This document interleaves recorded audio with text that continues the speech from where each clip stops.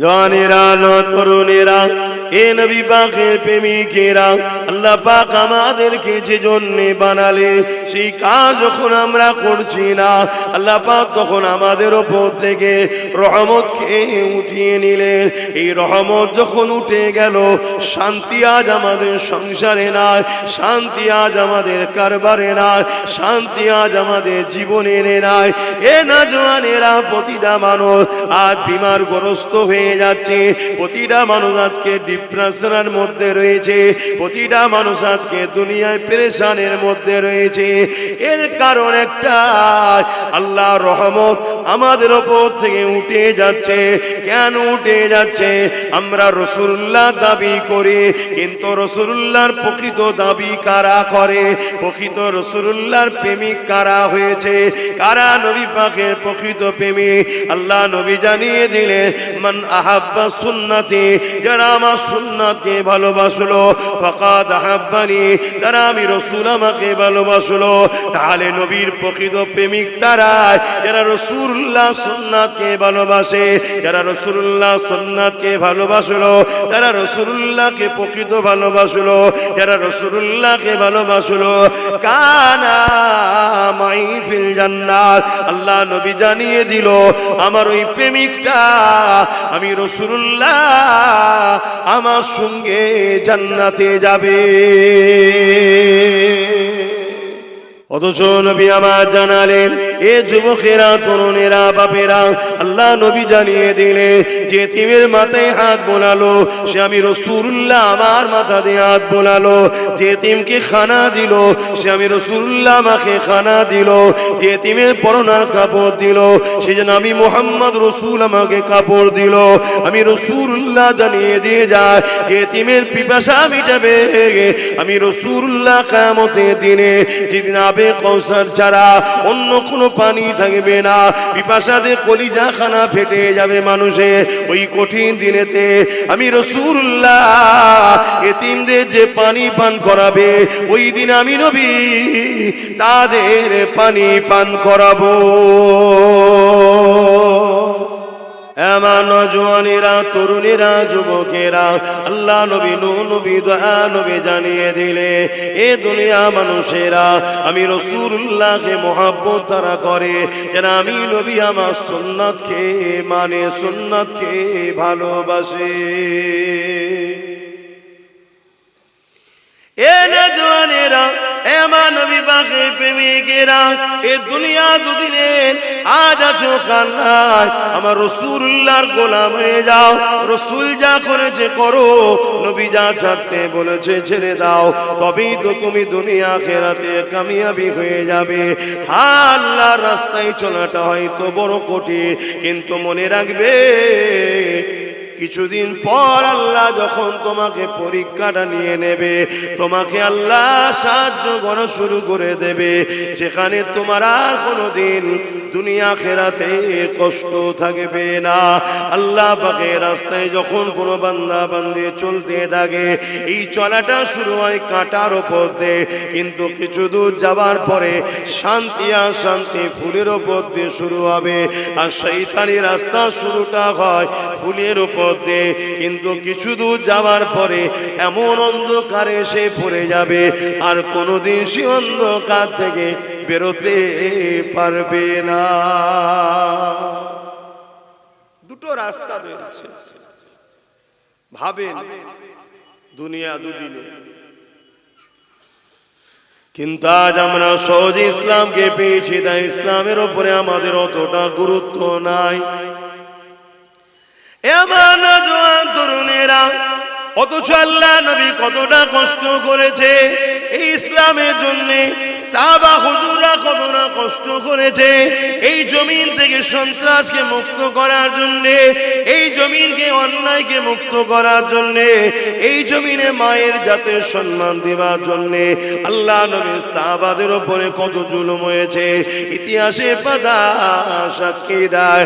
আমার নবী পাকের পাশে সাহাবারা সাথ দিয়েছিল বলে, আমার নবী পাকের মিশনে সাথ দিয়েছিল বলে, আমার নবী পাকের ডাকে সাহাবারা সাথ দিয়ে দিয়েছিলেন বলে ওই সাহাবা হুজুরদিগকে তৎকালীন জালিম যারা ক্ষমতাশালী ছিল তারা এমন করে সাহাবাদেরকে জোর করে ধরে মরুভূমির গরম বালির উপরে শুইয়ে দিয়ে তাদের বুকের উপরে ভারী পাথর পর্যন্ত চাপিয়ে দিয়েছে, তাদের বুকের উপরে ভারী পাথর দিয়েছে। ওই পাথরের চাপে তারা নিঃশ্বাস নিতে পারছিল না।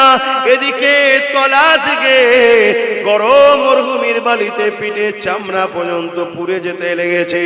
এই অবস্থাতে সাহাবা হুজুরদেরকে জিন বলা হতে লেগেছে, এ মুহাম্মাদের অনুসারীরা, মুহাম্মদ রাসূলকে ছেড়ে দাও, মুহাম্মদ রাসূলের দল থেকে সরে আসো, মুহাম্মদ রাসূলের থেকে দূরে সরে যাও, নচেত তোমাদেরকে জানে মেরে দেওয়া হবে। তারা একটাই কথা বলেছিল, আমরা আমাদের জীবন দিয়ে দিতে রাজি আছি, আল্লাহ ও রাসূলকে ছাড়তে রাজি নয়। আল্লাহ আল্লাহ। আর আজকে আমরা মুসলমানদের মধ্যে লাখো কোটি মুসলমান আছে যাদেরকে কোনো চাপ দেওয়া হয় না, শুধু সামান্য কিছু ভিক্ষার কিছু ছোট ছোট পদ দেওয়া হয়েছে। আল্লাহর মসজিদ, মাদ্রাসা, কোরআন, ওয়াকাফকে ছেড়ে দিতে এরা রাজি আছে, কিন্তু দুনিয়ার মসজিদ, মাদ্রাসা, ওয়াকাফের দুশ্মনদের ছাড়তে এরা রাজি নাই। এরা মুসলমান আছে না? বলুন। তাহলে আমি প্রথমেই বললাম যে সব মুসলমান ইমানদার নয়।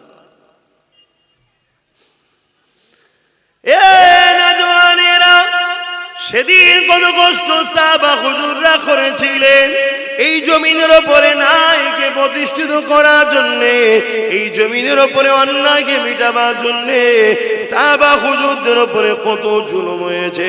আমার নবী পাকের সাথে সাথ দিয়েছিলেন হযরত খুবাইব রাদিয়াল্লাহু তাআলা, হযরত খাব্বাব রাদিয়াল্লাহু তাআলা। তিনাকে জালিম খ্রিস্টান বাদশাহ ধরে নিয়ে গেছে, নিয়ে গিয়ে বন্দি করে বলতে লেগেছে, এ খুবাইব, এ খাব্বাব, মুহাম্মদ রাসূলকে ছেড়ে দাও, মুহাম্মদ রাসূলের দল ছেড়ে দাও, মুহাম্মদ রাসূলের সাথেও না, আমাদের দিকে চলে আসো, তোমাকে অনেক পুরস্কার দেওয়া হবে, অনেক সম্মানিত করা হবে। আল্লাহ নবীর সাহাবী হযরত খাব্বাব রাদিয়াল্লাহু তাআলা তিনি বলতে লেগেছে, জালিম তোমরা যতই চেষ্টা করো না কেন আমরা জুলুমের সাথ দিতে পারবো না। কেন আমার আল্লাহ আজ জালিমদের সাথে নাই, আমার আল্লাহ মজলুমদের সাথে আছে। তোমরা জালিম, তোমাদের সাথে আমরা সাথ দিতে পারবো না। কেননা এই দুনিয়া দুদিনে আজ আছে কাল নাই। জালিমের সাথ যদি দিই আল্লাহ পরকালে জালিমদের সাথে জাহান্নামে দেবে, এই জালিমদের সাথ আমরা দিতে পারবো না। এই কথা শুনে জালিমরা হযরত খাব্বাব রাদিয়াল্লাহু তাআলা হুজুরকে আগুন তৈরি করেছে, ওই আগুনে হাত পা বেঁধে দিয়ে ওই আগুনের উপরে কোমরের অংশটা বসিয়ে দিয়েছে। ওই আগুনে কোমরকে পোড়াতে লেগেছে, ওই কোমর থেকে পানির মতো রস বেরোতে লেগেছে, গোস্ত চর্বি গলে গলে রস বেরোতে লেগেছে। ওই রসেতে আগুন নিভিয়ে যায়, আবার জালিমরা আগুন ধরায়, আবার খাব্বাব হুজুরকে নিয়ে যে বসায়।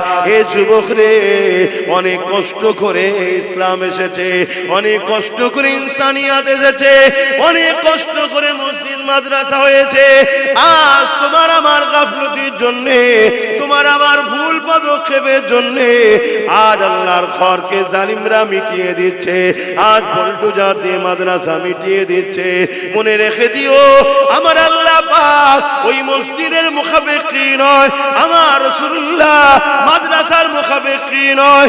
হ্যাঁ, মসজিদ আল্লাহর ঘর, মাদ্রাসা নবীর ঘর, কিন্তু মসজিদ চলে গেলে আল্লাহ পাকের কিছু হারাবার নাই, মাদ্রাসা চলে গেলে আল্লাহ পাকের রাসূলের কিছু কমে যাওয়ার ব্যাপার নয়। কিন্তু তুমি আমি পরকালে কোন মুখে আল্লাহর জান্নাতের আশা করব? জমিনে যখন আমার মসজিদ চলে যাচ্ছিল তখন তোরা আমার মসজিদের জন্য কি করেছি বল? এটাই তো তোমার ইমানের পরীক্ষা। প্রশ্ন করবে না করবে না? কথা বলে। আজকে কোনো একটা গ্রাম যদি জালিম নেতাদের হাত থেকে ফসকে যায়, নেতা দেখে ওই এলাকার লোককে জিজ্ঞেস করে না করে না? বলো বলো, যে ফসকে গেল, তোরা কি করলি, চল তুই বাদ। দুনিয়াদারি মামলায় যদি তারা এটা কথা বলতে পারে, অথচ কোনো নেতা আমাদেরকে বানায়নি, আর যিনি আমাদেরকে বানিয়েছে, দুটো হাত দিল, দুটো পা দিল, চোখ দিল, কান দিল, জবানে কথা দিল, সে আল্লাহ তো জিজ্ঞেস করবে, হারা আমার ঘর চলে গেল, আমার মসজিদের, আমার মাদ্রাসার উপর দুশ্মনী হলো জালিমরা, তোরা কি করলি? কি জিজ্ঞেস করবে না করে? কি মনে হচ্ছে আপনাদের? আপনাদের কি মনে হচ্ছে বলে? যদি মনে হয় না জিজ্ঞেস করবে না, তাহলে আমার থেকে কথা করে কি লাভ?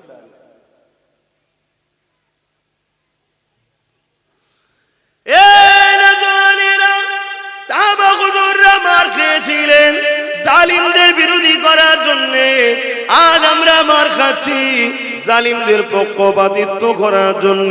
সাহাবা হুজুররা মার খেয়েছিলেন এতিম গরিবদের বাঁচাবার জন্য, আজ আমরা মার খাচ্ছি এতিম গরিবদেরকে যারা লুটছে তাদের জন্য। সাহাবা হুজুররা মার খেয়েছিলেন এই জমিনের সন্ত্রাস মুক্ত করার জন্য, এই জমিনে নারীদের অধিকার দেওয়ার জন্য, এই গরিবদের অধিকার দেওয়ার জন্য। আজ আমরা মার খাচ্ছি যাদেরকে আমরা ক্ষমতায় আল্লাহ সেই জালিম অত্যাচারী নারী বিদ্বেষীদের হাত থেকে। এ যুবকেরা, তরুণেরা, আজ আমরা ভারতের মুসলমান, এই ভারতবর্ষের পেপার গুলো খুলে দেখো, ভারতবর্ষের মিডিয়া গুলো খুলে দেখো, কম বেশি প্রতিদিন দেখতে পাবে কোনো না কোনো জায়গাতে গরিবের ঘরের বেটিদের উপরে অত্যাচার হচ্ছে। সেই মেয়েটার বয়স হয়তো 3 বছর, তাকেও ছাড়ছে না। সেই মেয়েটার বাচ্চাটার বয়স হয়তো 5 বছর, তাকেও ছাড়ছে না। সেই বাচ্চাটার কন্যাটার বয়স হয়তো 8 বছর, তাকেও ছাড়ছে না। এ ভারতের মুসলমান, অন্যকে কি করছে আমার দেখার দরকার নাই। মুসলমান তো তারা, নবীর উম্মত তো তারা, যারা দুনিয়াকে কাঁপিয়ে দিয়েছে, দেখিয়ে দিয়েছে নারীদের উপরে জুলুম হলে তাদের বিরুদ্ধে একদিন নয়, দুদিন নয়, বছর বছর পর্যন্ত লড়াই করেছে যে জাতি, ওই জাতিকেই তো বলা হয় মুসলমান। এ যুবকেরা, তরুণেরা, আজ আমরা এত খারাপ হয়ে গেলাম, আমরা নারীদের ইজ্জত বাঁচানো তো দূরের কথা, আজকে দুঃখের বিষয় আমরা তাদেরকেই সাপোর্ট করছি যারা ক্ষমতার জোরে টিকে রয়েছে, আর তাদের চামচাগুলোই নারীদের উপরে জুলুম করছে, তাদের আমরা গোলামি করতে লেগেছে। এই গোলামি এমন জায়গায় পৌঁছে গেল, এই গোলামি এমন জায়গায় পৌঁছে গেল, পুরো ভারতবর্ষের জমিনে গত 2 দিন আগে বিহারের মুখ্যমন্ত্রী দেখা যাচ্ছে আমাদের ঘরের এক মেয়ের মুখের কাপড় ধরে টানছে। কেমন লাগলো দেখতে? খুশি তো? আমি জানি বিহারের মুখ্যমন্ত্রী হয়তো প্রকাশ্যে মুখের কাপড় ধরে টানে, ও গোপনে আরো কাপড় অনেক কিছু ধরে টানে, ওর চরিত্র খারাপ আমি জানি, ওর কথা বাদ দেন। কিন্তু আপনাদের জিজ্ঞেস করছি যে আপনাদের কেমন লাগলো দেখতে? ভালো লেগেছে তো? বলেন বলেন। কেন? ও জানে যে যার মুখের কাপড় ধরে টানছি এ জাতির পুরুষরা সে ঈমান আর নেই যে ঈমান মোহাম্মদ বিন কাসেমের ছিল। একটা 18 বছরের যুবক এক নারীর উপরে জুলুম হয়েছিল, খবর পেয়ে পুরো আক্রমণ করে ছিলেন তিনি। তাহলে আজকে সেই জায়গায় আমরা এত মুসলমান থাকার পরও আজকে কোথায় যাচ্ছে? বলো, ভাবো ভাবো। কে মাথা ঢাকবে, কে মুখ ঢাকবে, কে বুক ঢাকবে, কে আরো কিছু থাকবে, সেটা তার স্বাধীনতা। কেউ যদি প্রকাশ্য মুখ খুলতে পারে, তার চরিত্রে আরো গোপনে অনেক কিছুই খুলতে পারে। এটা ভাবাটা স্বাভাবিক, তাই তো নাকি? কিন্তু সব কথা যাক, আমি আপনাকে প্রশ্ন করছি, এই অসভ্যতা এত মাথায় উঠলো কি করে? এতে কি আমাদের দোষ আছে? না, শুধু বাংলাতে তো বলছি না, টোটাল মুসলিম সমাজকে বলছি, আমাদের দোষ আছে না? না, এখনো শুধরান, এখনো সময় আছে। লাভ লসের রঙ্ক করে করে করে করে করে করে করে করেই তো জিন্দেগি শেষ করে দিলেন। অঙ্ক সব বন্ধ করুন, একটাই কথা, যে আমার নয় আমি তার নয়, এই অঙ্ক করতে শিখুন। সব সবার ঘর গুছিয়ে নিচ্ছে, আর তুমি শুধু সবার ঘরের কাজ করে বেড়াচ্ছ। সবাই সবার ঘর গুছিয়ে নিচ্ছে, আর তুমি শুধু পরের ঘরে ঝাঁট দিয়ে বেড়াচ্ছ। তোমার ঘরটালে কখন তুমি ভাববে? আমি বলবো না অন্যদের মতো জোর ঘর ভাঙো, ওর মেয়েটিকে তুলে নিয়ে আসো, যেমন বলছে, দেখছেন তো নাকি প্রকাশ্য মিডিয়াতে বলছে মুসলমানদের 10টা মেয়েকে তুলে নিয়ে আসতে পারলেই চাকরি পাবে। দেখেছেন আপনারা এই ভিডিওটা? কেউ মোবাইল গুলো নিয়ে কি করেন একটু দেখুন। যেমন উত্তরপ্রদেশের যে মুখ্যমন্ত্রী, এখন আমার দেশের জন্য এগুলো বলতেও লজ্জা লাগে, যে একটা সময় বলেছিল মুসলমানদের মেয়েদের কবর থেকে তুলে রেপ করা হবে, জানেন তো? দেখেছিলেন? এই কথা বলছেন। তাহলে এত বড় একটা কুখ্যাত সমাজ বিরোধী, নোংরা মাইন্ডের লোক, সংবিধান বিরোধী লোক, সে একটা বড় রাজ্যের মুখ্যমন্ত্রী হয়ে যাচ্ছে। এখনো তোমার আমার খেয়াল নাই যে দেশ কোন গতিতে যাচ্ছে। তুমি এখন, আমি এখন ওই হাতির দেখানো দাঁত যারা দেখাচ্ছে সেকুলারের নামে, তাদের পিছনে এখনো ছুটছি তুমি আমি বলছি না তুমি কমনাল হও, কারণ ইসলামে কোনোদিন গোলামির জায়গা নয়। কিন্তু তার মানে এটা নয় যে আমি এমন একজনের উপরে ভরসা করছি যারই আপনজন, যারই ভাইয়েরা, তাদেরই উত্তরসূরিরা আজকে এত বড় বড় ইসলাম বিদ্বেষী, নারী ঘটিত বা মুসলমানদের উপর আঘাত করছে, তারই ঘরের লোকের উপর আমি ভরসা করে বসে আছি। কি অসুবিধা হচ্ছে ভাবো। আসেন আমি আমার জায়গায় ফিরে যাচ্ছি। আল্লাহ নবী অনেক কষ্ট করেছিলেন এই সমাজে নারীদের ইজ্জতকে বাঁচাবার জন্য। এই জমিনে যখন মানুষ এক আল্লাহকে মানত না, 360টা নকল খোদাকে উপাসনা করত, তারা নারীদের ঘরে জন্তু জন্তু পুঁতে দিত। আল্লাহ নবী এসে তাদেরকে বুঝাতে লাগলে, এ মক্কা মানুষেরা, এ এলাকা মানুষেরা, এই রোমের মানুষেরা, পারস্যের মানুষেরা, এই পৃথিবীর মানুষেরা, কেন তোমরা নারীগুলোকে এত অবহেলা করো? কেন তোমরা নারীগুলোকে জন্তু পুঁতে দাও? তারা বলতে লেগেছিল নারীরা হলো অশুভ, নারীদের বাঁচার কোনো অধিকার নাই। আল্লাহ নবী বলেছিলেন না, নারী অশুভ নয়, নারী হলো সেই জিনিস আল্লাহ বা কন্যা সন্তানদের এত নিয়ামত করেছে। কারো ঘরে যদি প্রথম কন্যা সন্তান হয়, এর মানে ওই নারীর বাবাকে মহান স্রষ্টা আল্লাহ জান্নাতে সুসংবাদ দেয়। যুগে যুগে নারীদের ওপরে জুলুম হয়েছে, আর নারীদেরকে ইজ্জত সম্মান ইসলাম দিয়েছে। জোরে বলুন সুবহানাল্লাহ। কিন্তু আজকে এই ভারতবর্ষের বুকে এমনও কথা শোনা যাচ্ছে, ইসলামের সম্বন্ধে মিথ্যাচার। এমনও শোনা যায় ইসলাম মেয়ে রেপ করা নাকি কোনো খারাপ বিষয় নয়। শোনা যায় না? যায় না? এটা এই যে মিথ্যাচার ইসলামের উপরে,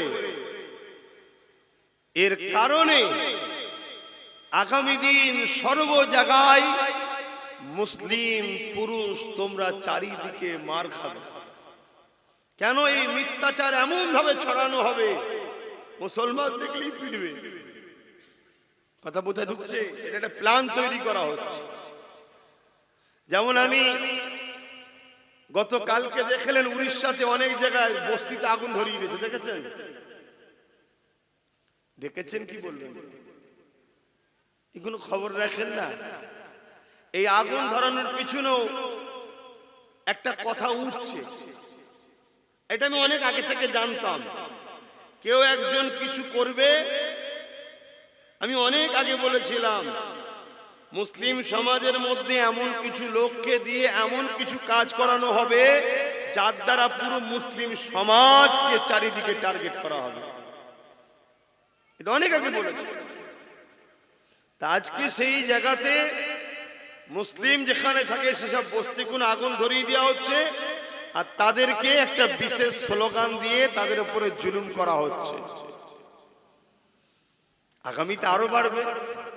আর এই সব কিছুর পিছনে কারণ একটাই, আমরা রসুল ভোলা হয়ে গেছি। আপনি ভাববেন এখানে রসুল ভোলার সাথে কি আছে? হ্যাঁ, আমাদের যে কাজ আমরা সে কাজ ছেড়ে দিয়েছি। আমাদের কাজটাই হলো নায়ের সাথ দিয়া জুলুমের বিরোধী করা, কিন্তু আমরা এতদিন করছি কি?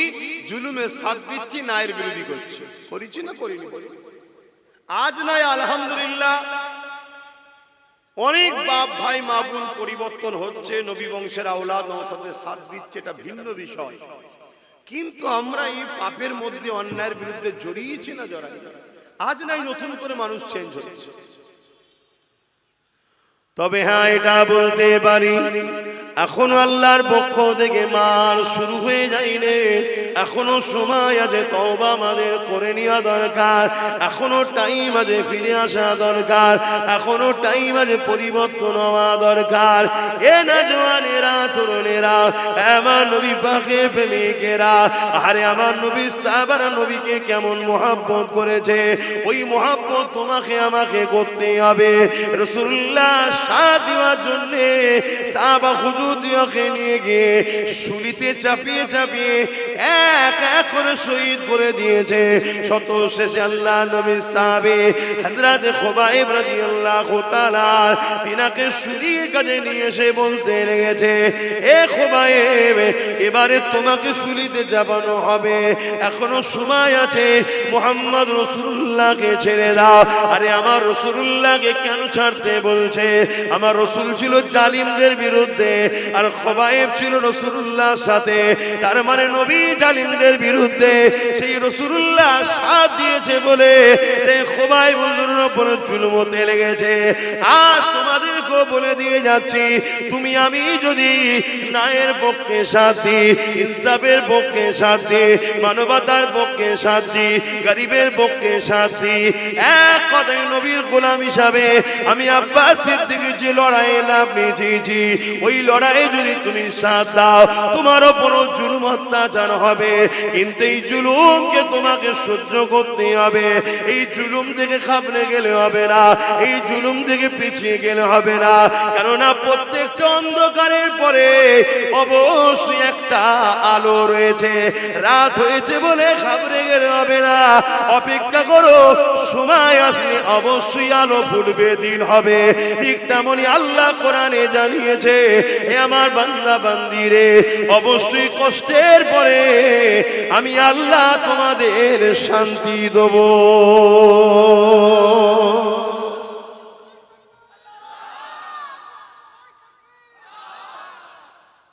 তার জন্য তো মজবুত হয়ে দাঁড়াতে হবে, ঘাবড়ে গেলে হবে?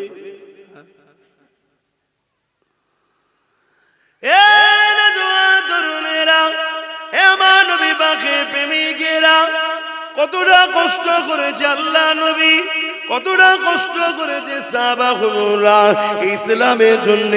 যখন আমার আল্লাহ পাক জানিয়ে দিলে, জিবরাইল মারফতে আমার রাসূলুল্লাহকে বলে দিলে, হে আল্লাহ পাকের নবী, আখেরি নবী হুজুর, আপনি আজকে রাত্রিতে হিজরত করে নেন, কেননা জালিমরা আপনাকে শহীদ করে দেওয়ার জন্য তারা মিটিং করে নিয়েছে। এই সময় হযরত জিবরাইল এসে আমার রাসূলুল্লাহকে জানিয়ে দিলেন, আপনি হিজরত করে নেন। এ যুবকেরা, তরুণেরা, আমার রাসূলুল্লাহকে হিজরত করতে হয়েছিল, কিন্তু আমার নবী পাক ঘর থেকে বেরোবার আগে 40 জন জালিম আমার রাসূলুল্লাহর ঘরকে ঘিরে ফেললো। 40 জন উলঙ্গ তরোয়াল নিয়ে আমার রাসূলুল্লাহর ঘরকে ঘিরে ফেলেছে। অনেক বড় কথা, আমার নবী পাক কিভাবে বেরিয়েছে আপনারা সবাই জানে। ওখান থেকে রাসূলুল্লাহ রওনা দিয়ে দিলেন। রাসূলুল্লাহর সাথে কে ছিল? হযরত আবু বকর সিদ্দিক ছিলেন। রাসূলুল্লাহর সাথে যেতে লেগেছে। এরকম সমান রাস্তা নয়, পাহাড় আর পাহাড়, পাহাড় আর পাহাড়, একটা একটার পর একটা পাহাড়কে ওভারটেক করে করে রাসূলুল্লাহ আর সিদ্দিক আকবর যেতে লেগেছে। এতটা কষ্ট কেন করতে হয়েছে? কি জন্য নবীর উপরে এত জুলুম হলো? না নবী ইনসাফের পক্ষে ছিল, নবী মানবতার পক্ষে ছিল, নবী গরিবের পক্ষে ছিল, নবী নারীর অধিকারের পক্ষে ছিল, নবী সন্ত্রাসদের বিরুদ্ধে ছিল, নবী জালিমদের বিরুদ্ধে ছিল। নবী এমন করে এই জমিনের উপরে সভ্যতা, ইনসাফ, ইনসানিয়াত প্রতিষ্ঠিত করতে চেয়েছিল। তাই রাসূলুল্লাহর বিরুদ্ধে তৎকালীন জালিম শাসকরা লেগেছিল। এ যুবকেরা, তরুণেরা, একটা সময় দেখা যায় আল্লাহ নবীর নূরের কদম থেকে রক্ত বেরোতে লেগেছে, পাথরের কোনার আঘাত লেগে। সিদ্দিক আকবর তখন বলতে লাগলে, ইয়া রাসূলুল্লাহ, হাবিবাল্লাহ, আপনি আমার পিঠ মুবারকে উঠুন, আমি আবু বকর আপনাকে পিঠে করে নিয়ে মদিনা ইয়াসরিবে পৌঁছে দেব। কোন জায়গায় বলছে? যেখানে এরকম সোজা রাস্তা নয়, পাথরে কোন রকম ধরে আটকে উটকে করে উঠতে হচ্ছে। এই পাহাড় পার করে আবার নেবে আবার একটা পাহাড়, এই পাহাড়ের রাস্তায়। তখন এত গাড়ি যাবার পাহাড়ে যে রাস্তা করেছে তখন ছিল না, কাঁটাযুক্ত গাছ ভর্তি। যেখানে একবার পা স্লিপ হলে পুরো নিচই। এরকম একটা পথের ওপরে আবু বকর সিদ্দিক নিজে চলছে, তিনারও পা দিয়ে রক্ত বেরোচ্ছে। সেই অবস্থাতে হুজুরকে বলছে, হুজুর আপনি আমার পিঠে আসুন, এই সুযোগটা আবু বকরকে দিন। কিয়ামত দিন আল্লাহ বললে আমি তো বলবো, আল্লাহ আবু বকর আপনার হাবিবকে পিঠে তুলে ঘুরেছে। জোরে বলুন সুবহানাল্লাহ। ভাবু মোহব্বত কাকে বলে? আর আমার রাসূলের উপরে এই জুলুমটা কেন? নবী অন্যায়ের বিরুদ্ধে ছিল, জালিমের বিরুদ্ধে ছিল। আমি আপনাকে আবার একবার বলছি, প্রকৃত প্রেমিক তো সে যে নবীর সুন্নাতকে মানে। অনেকে আছে মুখে দাড়ি রেখেছে, কেন রেখেছেন? না নবীর সুন্নাত। মাথায় টুপি দিয়েছেন, কেন? নবীর সুন্নাত। ভালো কথা, ভালো কথা। যেমন আমাদেরকে বলা হয় যে ফরজ ছেড়ে দিয়ে সুন্নত, ওয়াজিব, এই নফল নিয়ে টানাটানি করছো, বলে না? বলে না কেন? নফলটাও ভালো কাজ, কিন্তু ফরজটা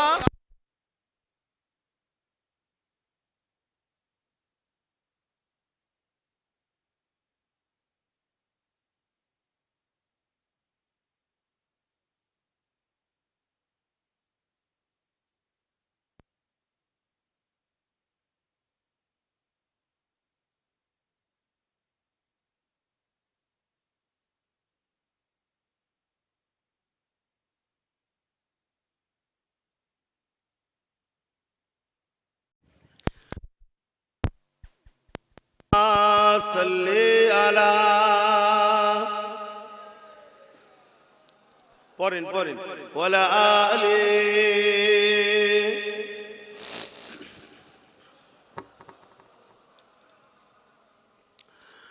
যাদের হৃদয়ে আছে আল্লাহর ভয়, তারা কখনো নবী ভুলে যায় না। আল্লাহর প্রেম ছাড়া এই দুনিয়ায় কারো কাছে কোনো কিছু চায় না। যাদের হৃদয়ে আছে আল্লাহর ভয়, তারা কখনো নবী ভুলে যায় না। আল্লাহ প্রেম ছাড়া এই দুনিয়ায় কারো কাছে কোনো কিছু চায় না। রাতের আঁধারে যার সিজদাতে রয়, দু চোখের আঁসুতে নদী যেন বয়। রাতের আঁধারে যার সিজদাতে রয়, দু চোখের আঁসুতে নদী যেন বয়। ছলনা ঘাচানি যত আসো, চলো না ঘাচানি যত আসো, পিছনে ফিরো তাকায় না, যাদের হৃদয়ে আছে আল্লাহর ভয়, তারা কখনো নবী ভুলে যায় না। আল্লাহ প্রেম ছাড়া এই দুনিয়া কারো কাছে কোনো কিছু চাই না। দিন কায়েমের পথে যারা অবিচল, তারা হলো আল্লাহর প্রিয়জন। দিন কায়েমের পথে যারা অবিচল, তারা হলো আল্লাহর প্রিয়জন। বাতিলের কাছে যারা হার মানে না, বাতিলের কাছে যারা হার মানে না, সংগ্রাম করে যায় অমরণ, যাদের হৃদয়ে আছে আল্লাহর ভয়, তারা কখনো নবী ভুলে যায় না। আল্লাহ প্রেমে ছাড়া এই দুনিয়া কারো কাছে কোনো কিছু চাই না। রাতে আদারে যার সিজদাতে রয়, দু চোখের অংশতে নদী যেন বয়। রাতের আদারে যার সিজদাতে রয়, দু চোখের অংশতে নদী যেন বয়। চলো না ঘাচানি যত আসো, চলো না ঘাচানি যত আসো, পিছনে ফিরো তাকায় না, যাদের হৃদয়ে আছে আল্লাহর ভয়, তারা কখনো নবী ভুলে যায় না। আল্লাহুম্মা সাল্লি আলা।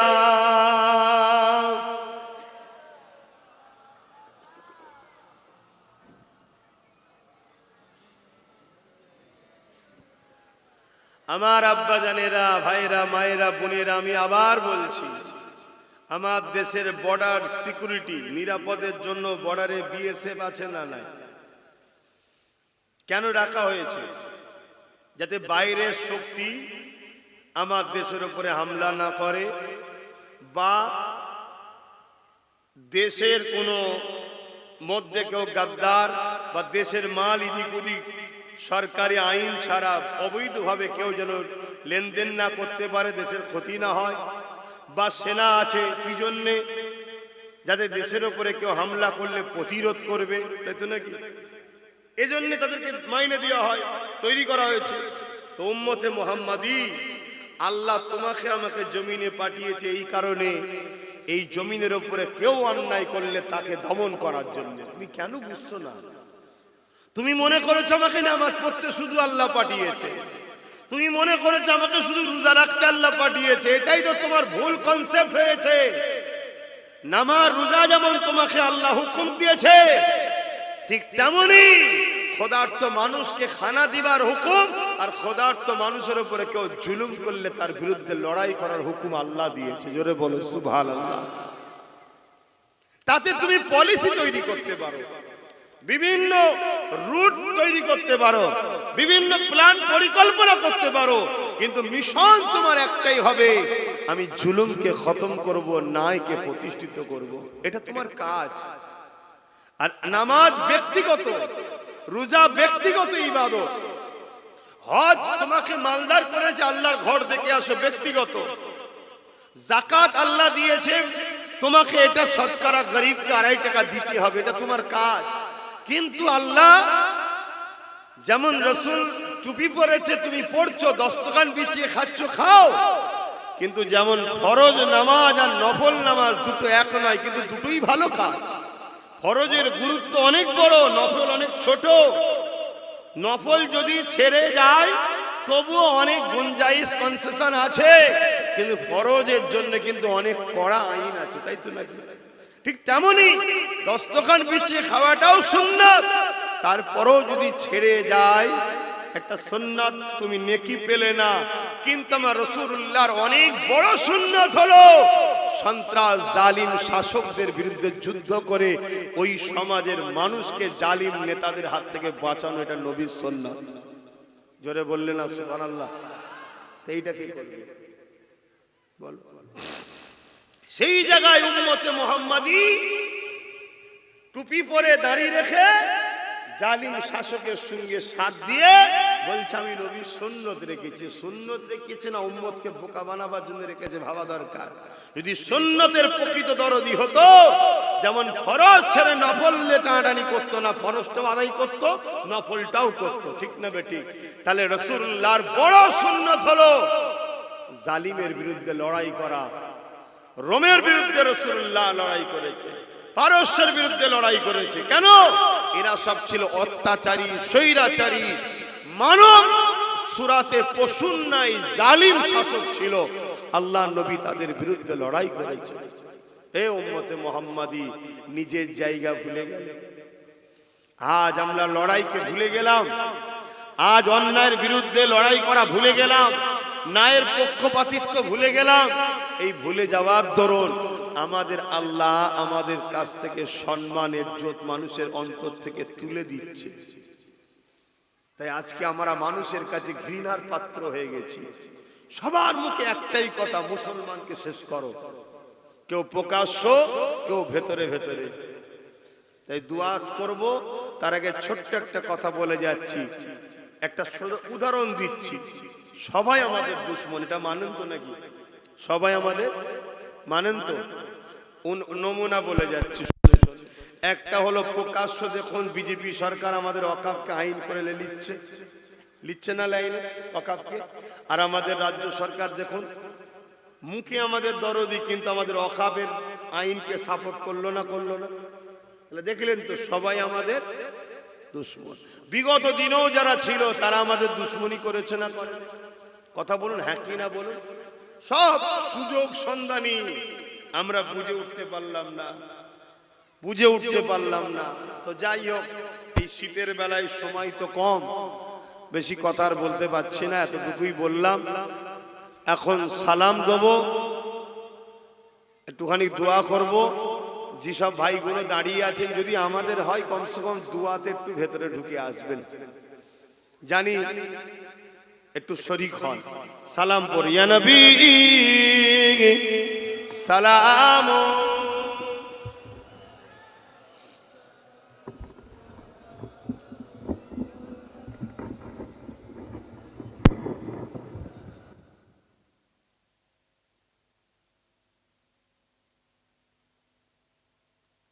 সরে সরে আসেন, ভাইগুলোকে একটু আসতে দেন।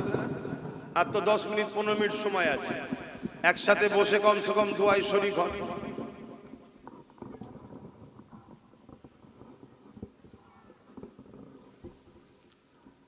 ফাঁকা জায়গা হয়ে আছে কেন? সরে সরে আসেন, এক্ষুনি তো শেষ হয়ে যাবে। কমসে কম দোয়াটা সবাই এক জায়গায় বসে চাইবে। তাহলে আল বদরু আলাইনা মিন শানিয়াতিল ওয়াদা وجب الشكر علينا ما دعا لله أهداي يا نبي سلام يا رسول يا حبيب سلام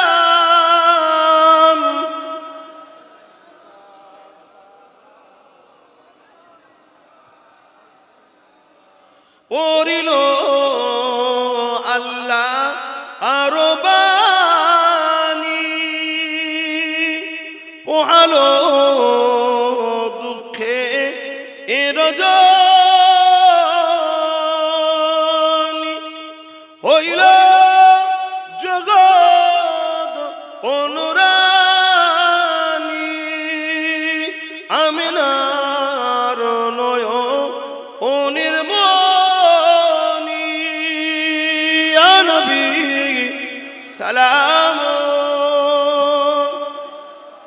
ইয়া রাসূল ইয়া হাবিব সালাম।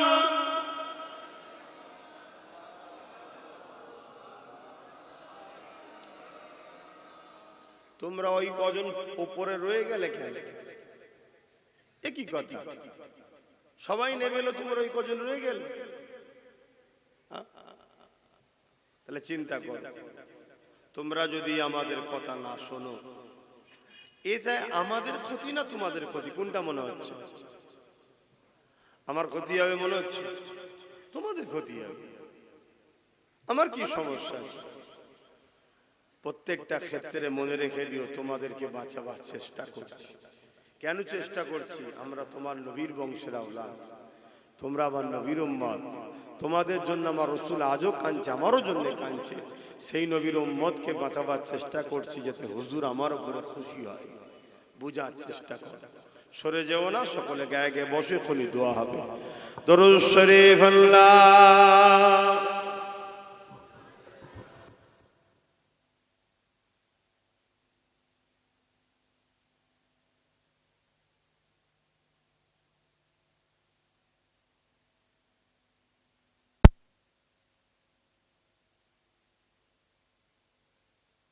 বিসমিল্লাহ শরীফের সঙ্গে 11 বার দরুদ শরীফ, 3 বার শরীফ, 10 বার শরীফ ইখলাসি তেলাওয়াত হবে।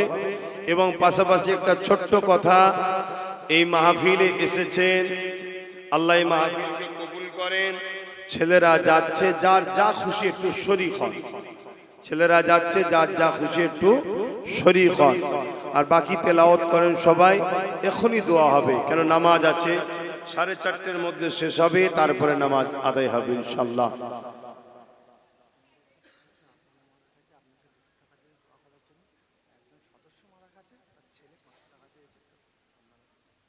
আচ্ছা, আল্লাহ কবুল করে, আল্লাহ তাদের মনের আশাকে কবুল করে। বোন আল্লাহুম্মা আমিন। দেন দেন দেন, যার যা খুশি একটু শরীক হন, যার যা খুশি একটু শরীক হন। বিসমিল্লাহির রহমানির রহিম। এই যে আপনাদের ঘরে বললাম, আপনারা সবাই চলে আসলেন, এইটা কতটা যে আপনারা নিজেদের উপকার করলেন, এটা আপনারা নিজেরা বুঝতে পারছেন না। যখন মুসলমান তাদের উলামাদের কথা শুনবে, তখনই জানবেন ইসলাম বিদ্বেষীরা বড় টেনশনে পড়ে যাবে। কথা বুঝছেন তো? কিন্তু এটা আপনারা সবাই তো বোঝেন না, যে দেখো ওদের উলামারা ডাকলো, সঙ্গে সঙ্গে চলে গেল। এই জিনিসটা জালিমদের ঘরে কিন্তু ঘাবড়ায়, ভয় খাওয়ায়। কিন্তু আমার ভাইয়েরা তো অনেকে বোঝে না, তারা মনে করে তোর বাবু ডাকছে, ডাকুকে যাকতো, যা বলছে বলুককে যাকতো। কথা বুঝে আসছে? দেখো ভাই, একই কথা বারবার বলছি, তোমরা বিরক্ত হচ্ছ কি জানি না, তবে কিন্তু আকাশে খুব কালো মেঘলা উঠেছে। বুঝার যদি হও বুঝে লাও। তাই এই কথাকে সামনে রেখে আমি ছোট্ট 2-3টে কথা প্রশ্ন করবে, একটু উত্তর দেবে। কেউ মসজিদ ভাঙছে, কবরস্থান ঈদগাহকে ভাঙছে, তার যদি তুমি সাথ দাও, তুমি কি মসজিদ মাদ্রাসা কবরস্থান ঈদগাহ দুশ্মন না বন্ধু? জোরে বলো। আর যে মসজিদ মাদ্রাসার দুশ্মন হয়, তার মধ্যে ঈমান থাকে? দ্বিতীয় নম্বর কথা, তোমার বাপ দাদুর কবর কেউ বাঁচাতে চাইছে, কেউ বিক্রি করে দিতে চাইছে। যে বাঁচাতে চাইছে সে তোমার দুশ্মন, না যে বিক্রি করে দিতে চাইছে সে দুশ্মন? তাহলে তুমি তো এতটুকু বোঝো যে কে দুশ্মন কে আপন। তাহলে দুশ্মনের সাথ দিয়ে নিজের মুরব্বীদের কবরগুলোর ওপরে সিনেমা হল, মদের আড্ডা, বার, থিয়েটার হল তৈরি করো না। নিশ্চয়ই আপনারা জানেন এই কথাটা সর্ব জায়গায় আমি বলি, কেন এটা আমার ইমানি দায়িত্ব বলার। একবার না 1 কোটি বার যদি আল্লাহ বলার সুযোগ দেয়, 1 কোটি বার বলবো। কেন্দ্র সরকার একটা আইন করেছে, যে আইন দ্বারা মুসলমানদের ওয়াকাফ সম্পদকে নিতে চাইছে। যেমন মুসলমানদের ওয়াকাফ আছে, হিন্দু ভাইদেরও সম্পদ আছে, দেওবত্ত সম্পদ, আরো অনেক ধর্মের আছে, তাদের সবটা নিজ নিজ দায়িত্বে সব যেমন ছিল থাকবে, শুধু মুসলমানদের সম্পদটাকে কেড়ে নিচ্ছে। এই কেড়ে নিবার কারণ মুসলমানদের হয়ে বলার কেউ নেই, এক। দ্বিতীয় নম্বর কথা, ভারতবর্ষে একটা মহল তৈরি করা হচ্ছে যেখানে মুসলমানদেরকে দ্বিতীয় ক্যাটাগরির নাগরিক গোলাম হিসাবে রাখবে। যারা গোলাম হিসাবে থাকতে পারবে না তাদেরকে হয় মেরে দেবে, না হয় তাড়িয়ে দেবে, দুটোর মধ্যে একটা। এই সব কিছুর পিছনে রাগ হচ্ছে একটাই, কেন ইসলামের আলোর কাছে অনেক ভণ্ডের ভণ্ডমি শেষ হয়ে যাচ্ছে, তাই অন্য কিছু রাগ নয়। তো এই রকম একটা জায়গায় দাঁড়িয়ে থেকে আমি আপনাদের জিজ্ঞেস করছি, আপনারা বলবেন কেউ যদি বিজেপিকে সাথ দেয়, সাপোর্ট করে, ভোট দেয়, তাহলে বিজেপিকে শক্তিশালী করলো ভোট দেওয়া মানে, তার মানে মসজিদ মাদ্রাসাকে সে ভাঙুক, আপনি সাপোর্ট করলেন, তাহলে তার কি ঈমান থাকবে? ঠিক তেমনই সেই বিজেপির আইনকে যে রাজ্য সরকার মেনে নিয়েছে, তাহলে সেই রাজ্য সরকারকে কেউ যদি ভোট দেয় তার কি ঈমান থাকবে মনে হয়? তাহলে এই জায়গায় দাঁড়িয়ে থেকে আমি আপনাদের পীরের আওলাদ হিসাবে, নবীর ঘরের সন্তান হিসাবে, নবীর উম্মতকে সঠিক অন্যায় থেকে যেমন বাঁচাবার দায়িত্ব, ন্যায়ের পক্ষ রাস্তাটা দেখাবার দায়িত্ব আছে না নাই? তাই আমাকে কারা সন্তান ও ভাইয়ের মতো ভালোবাসেন একটু হাত তুলে দেখান। বিশ্বাস করেন? হাত লম্বা করে তুলবেন। বিশ্বাস করেন? আলহামদুলিল্লাহ। যারা হাত তুলেছেন তাদের উদ্দেশ্যে হাত নামান। তাদের উদ্দেশ্যে বলছি, আমাদের রাজনীতির পাওয়ার দরকার আছে, আছে না নাই? তাই আমার ছোট ভাই নওশাদ রাজনীতি করছে, আমি এইদিকে আছি, ও ওইদিকে আছে। আপনাদেরকে খুলে আম বলছি, আপনারা ওর সাথ দেবেন। আমার কথা রাখতে পারবেন? আল্লাহকে সাক্ষী রেখে বলুন, রাখতে পারবেন? কথা দিচ্ছেন তো? হাত লম্বা করুন যারা হাত তুলতে পারবেন। আমাকে যারা ভালোবাসে হাত নামান। তো ভালোবাসার মানুষকে বলার অধিকার আছে না নাই? বাস, বাকি কে কি করবে যে যার কবরে জবাব দেবে। কথা বুঝে আসছে? এটা আপনাদেরকে বলে গেলাম। কেন? আমি আবার একবার বলে যাচ্ছি, কেন্দ্র সরকারকে ভোট দেওয়াটাও হারাম, রাজ্য সরকারকেও ভোট দেওয়াটা হারাম। কেন? এরা উভয়েই টাকার ইপিট উপিট, এরা ওয়াকাফকে শেষ করে দিচ্ছে, ওবিসিকে শেষ করে দিচ্ছে। ও প্রকাশ্য মুসলমানকে মিটাতে চাইছে, আর এ মুসলমানকে পিছন থেকে বেঁধে রেখে আস্তে আস্তে আস্তে আস্তে শেষ করে দিতে চাইছে। কেন? পশ্চিম বাংলায় মুসলমানদের সংখ্যাটা একটু বেশি, তো এই জন্য পশ্চিম বাংলায় ডাইরেক্ট যদি এসে আমাদেরকে অ্যাটাক করে অসুবিধা আছে। এজন্য প্রথমে হারাম টারাম খাইয়ে আমাদেরকে দুর্বল করেছে। সময় হয়তো এসেছে, এবার ওকে নিয়ে চলে আসবে। কথা বুঝে আসছে? হারাম খাদ্য আমাদের ইমানকে দুর্বল করে। আর 1 কোটি লাশ যেমন কোনো কাজে লাগে না, বেঈমান মুসলমান কোনো কাজে আসে না। কথা মাথায় ঢুকলো? পশ্চিম বাংলার ভৌগোলিক পরিস্থিতি অন্য জায়গার ভৌগোলিক পরিস্থিতি আলাদা। এই পশ্চিম বাংলায় একটুখানি বুঝে বুঝে ওই মানে দেখাবো এক, করবো এক, এরকম সেকুলার দিয়েই আমাদেরকে শেষ করবে। এই জায়গায় আমি আপনাদেরকে বলবো, কে ভালো কে খারাপ দেখার দরকার নেই। নবীর বংশের আওলাদ নওশাদ সিদ্দিকী রাজনীতি করছে। রাসূলও বলেছে, কুরাইশ বংশের ঝান্ডার তলায় তোমরা থাকো, তোমরা ওর সাথ দিও। যারা আমাকে ভালোবাসেন, বলার অধিকার আছে না নাই? আমার ভালোবাসার মানুষকে বললাম, আল্লাহ যদি ওকে ক্ষমতায় আনে, সেই জায়গায় যদি পৌঁছায়, কোনো সুবিধা অসুবিধা হলে আমি জুম্মার দিন দরবারে থাকি, আমার কাছে যাবেন। আমি আপনাদের পাশে ছিলাম, আছি, থাকবো। কিন্তু মনে রাখবেন, ফাইসাল্লাহ আল্লাহর হাতে। আপনার সাথ দিয়াতে ওর উপকার হবে না ক্ষতি হবে, ওটা জানা আপনার প্রয়োজন নয়। আপনার প্রয়োজন আমি ইসলামের যারা ক্ষতি করছে তাদেরকে কমসে কম শক্তিশালী করতে পারি না। কথা মাথায় ঢুকছে? অনেক ভাই বলবে রাজনীতি আলাদা, ধর্ম আলাদা। আমি তাদের উদ্দেশ্যে আপনাদেরকে একটা কথা বলে যাচ্ছি। আপনারা বলবেন, যদি রাজনীতি আলাদা হয়, ধর্ম আলাদা হয়, তাহলে রাজ পাওয়ার দিয়ে মন্দির তৈরি করছে আর মসজিদ ভাঙছে কেন? রাজ পাওয়ার দিয়ে গীতা পাঠ করানো হচ্ছে আর কোরআন শেষ হয়ে যাবে বলছে কেন? তাহলে তোমরা কি রাজ ক্ষমতা দিয়ে ভারত থেকে ইসলামকে মুছতে চাইছো? এই অধিকার কি সংবিধান দিয়েছে? আমরা গীতা পড়বে কি পড়বে না আমি পক্ষও নয় বিরুদ্ধও নয়, সেটা তার পছন্দের কাছে, কিন্তু কোরআনটা তো আমার পছন্দ। আমার কোরআন শেষ হয়ে যাবে এটা আপনি বলছেন কেন? মন্দির থাকবে কি থাকবে না সেটা তাদের পছন্দের ব্যাপার, তাদের ব্যাপার, আমি পক্ষও নাই বিরুদ্ধও নয়, কিন্তু মসজিদটা তো আমার পছন্দ।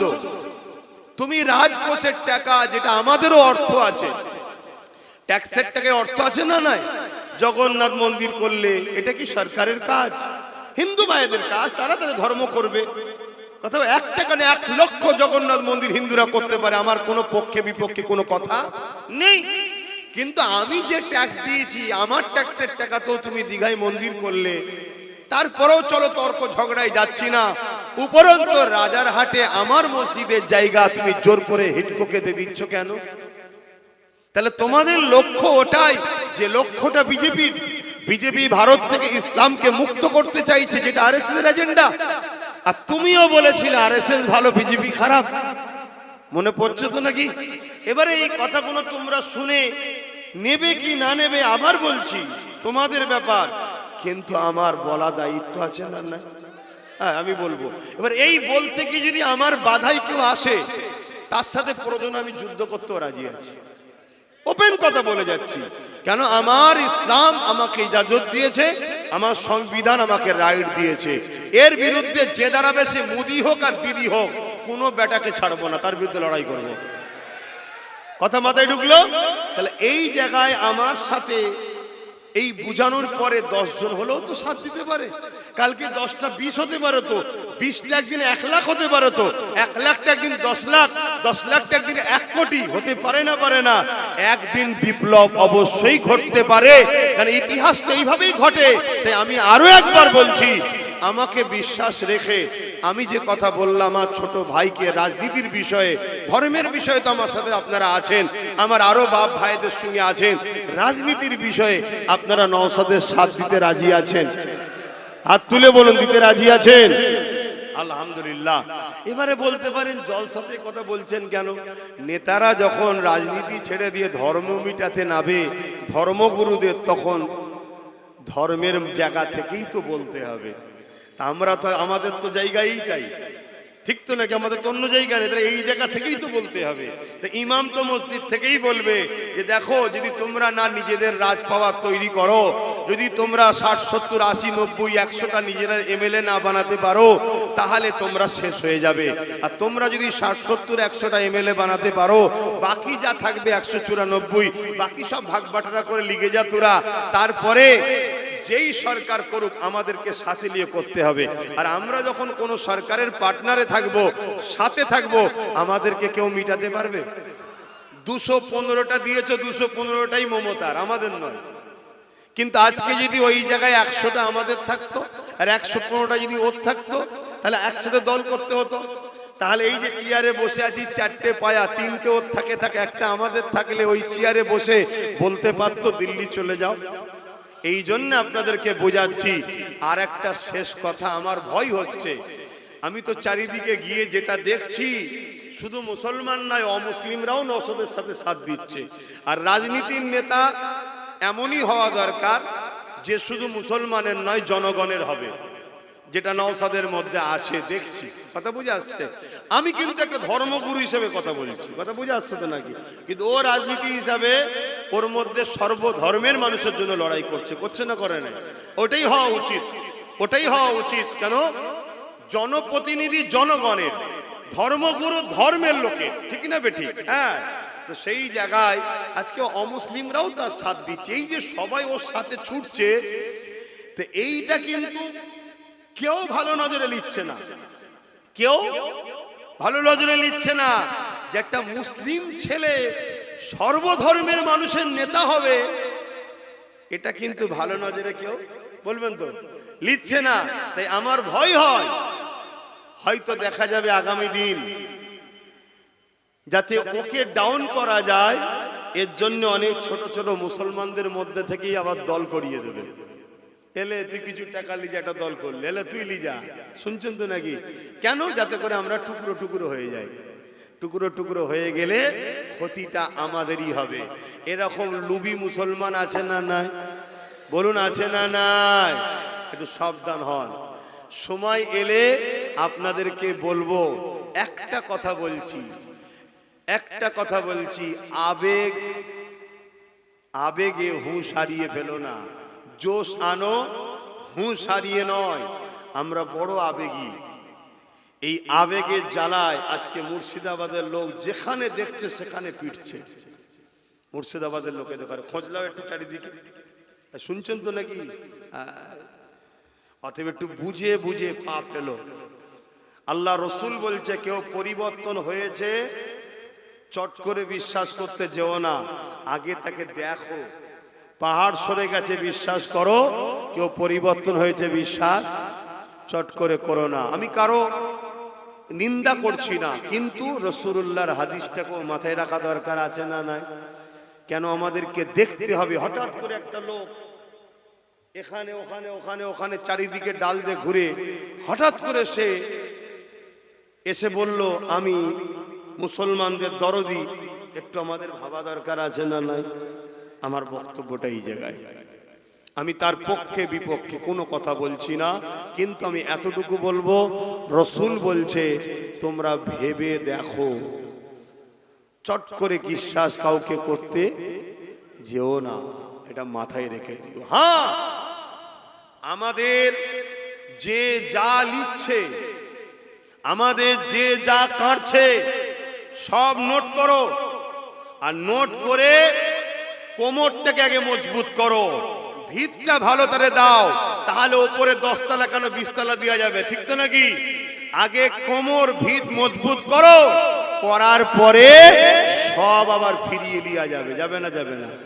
যে পাওয়ারে তুমি আমার মসজিদ নিলে, যে পাওয়ারে তুমি আমার ওয়াকফ লিচ্ছ, ওই পাওয়ার যদি আমরা দখল করতে পারি, আবার ওই মসজিদ মাদ্রাসা ওয়াকফকে ফিরানো যাবে না? যাবে না? তাহলে আগে সেই পাওয়ারটা তৈরি করো। সেই পাওয়ারটা তৈরি করার আগেই যদি হুড়োহুড়ি করতে যাও, তাহলে তো আমাকে সব সমেত তুলে ফেলে দেবে। এক কথা বুঝছেন? একটু বুঝে বুঝে পা ফেলো। কথায় কেউ কষ্ট পেয়েছেন? আসেন তওবা করি। বিসমিল্লাহির রহমানির রহিম। আল্লাহ তাআলা, আমি জানা ওয়া জানা, ইচ্ছা ওয়া ইচ্ছা সকল গুনাহ হইতে তওবা করিতেছি। আস্তাগফিরুল্লাহ রাব্বি মিন কুল্লি। ছিল না? ১৫০০ বছর আগের ইতিহাস দেখো। এই পৃথিবীতে নারীদেরকে ভোগের পাত্রী বানিয়ে দেওয়া হয়েছিল। বাপেরাই নিজের কন্যাকে জ্যান্ত পুত্র। প্রভাবশালী ক্ষমতাশালীরা গরিবের ঘরের ছেলে মেয়েদেরকে কৃতদাস দাসী বানাতো। এই পৃথিবীতে ইনসাফ ছিল না, সংসার জীবন ছিল না, নারী ভোগের জিনিস ছিল, মানবতা বলে কিছু ছিল না। এই পৃথিবী ধ্বংসের দিকে। এই ধ্বংস পৃথিবীকে বাঁচাবার জন্যই তো মহান রব্বুল আলামিন আমার রসুলকে মডেল করে, নেতা করে, লিডার করে, রসুল করে, अवतार করে, মেসেঞ্জার করে, প্রফেট করে আমার রসুলকে 570 খ্রিস্টাব্দে পাঠিয়েছেন। মাত্র 23 বছরের মধ্যে মক্কা থেকে, মদিনা থেকে শুরু করে এদিকে সাউথ আফ্রিকা, এদিকে চীন, এদিকে রোম, পুরো মাগরিব থেকে মাশরিক কোনো জায়গা বাদ দেয়নি। রসুল নাই, সত্য শান্তির পাইগম পৌঁছে দিয়েছে। জোরে বলুন সুবহানাল্লাহ।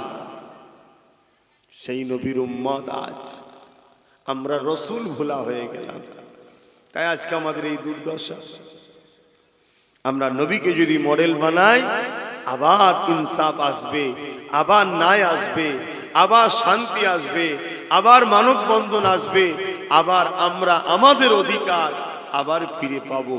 তাই একটাই মেসেজ দিচ্ছি, এতে আপনারা নিতে পারছেন কি পারবেন না আমি জানি না, কিন্তু এটা আমার ডিউটি। কিন্তু একটা প্রশ্ন, আমার রসুল যে এই যে মেসেজটা দিয়েছিলেন, জুলুমকে বন্ধ করলেন, সন্ত্রাসকে বন্ধ করলেন, নারী হত্যা বন্ধ করলেন, রেপ বন্ধ করলেন, নেশামুক্ত সমাজ গড়লেন আমার রসুল, এটা কি সহজে হয়ে গিয়েছিল না অনেক বাধা? বলুন, অনেক বাধা। তাহলে আজকেও যখন সমাজ পতনের দিকে, ধ্বংসের দিকে, সমাজ যখন রেপ আম হচ্ছে, সমাজে যখন নেশা আম হয়েছে, সমাজে যখন বেনসাবি হচ্ছে, সমাজে যখন জুলুম বেড়েছে, তাহলে উম্মতে মুহাম্মাদি হিসাবে সেই নবীর দ্বীনের হিফাজতের জন্য সমাজে নাই, সমাজকে নেশামুক্ত, সমাজকে দুর্নীতি মুক্ত, সমাজকে রেপ মুক্ত, সমাজকে খুন মুক্ত, এটা করার দায়িত্ব আমাদের আছে না? না, এটাই তো ডিউটি দিয়েছে আল্লাহ। আল্লাহ আমাদেরকে তো এটাই ডিউটি দিয়েছে।